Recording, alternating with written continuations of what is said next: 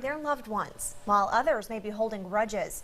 Regardless, taxpayers are still footing the bill. 41 NBC's Kenley Hargett learned how your money is being used to bury and maintain unclaimed remains in Macon, Bibb County. Death is a terrible thing. Spending a day with Bibb County Coroner Leon Jones and listening to his stories shows how difficult it can be for families to say goodbye to their loved ones. In order for someone to be buried, state law requires the next of kin to sign off on their burial or cremation. Jones tells us a story of a Macon woman named Helen Manley.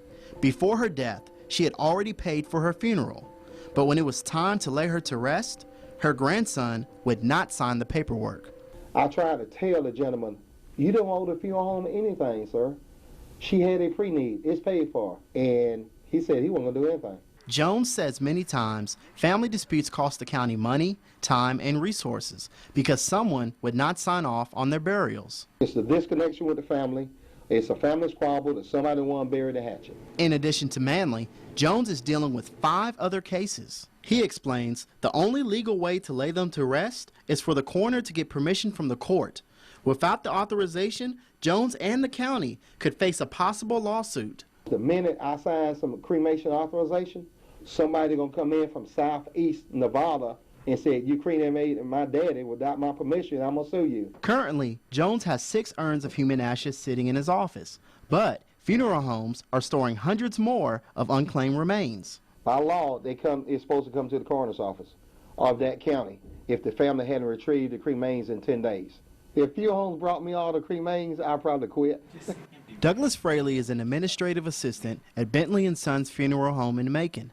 He has seen firsthand how costly remains can be on the county. $100 per day. After contacting multiple funeral homes in Macon, I found out ashes of more than 250 people have not been picked up. If no one claims them, it becomes the county's problem.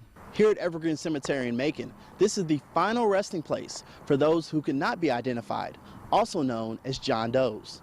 According to the Macon-Bibb Finance Department, taxpayers spent almost $73,000 on unclaimed remains in 2014. $50,000 was spent for 71 burials in Evergreen Cemetery. State law requires the Division of Family and Children Services to bury the person, if the family does not have the money. If the person is unclaimed, after a judge signs a petition, the person is cremated. 7 petitions were filed to Superior Court. After adding in the attorney fees, that's costing taxpayers $400 each, or $2,800 total. $10,000 was spent for funeral homes to preserve the bodies in coolers until the next of kin is found, or a judge signs their burial petition.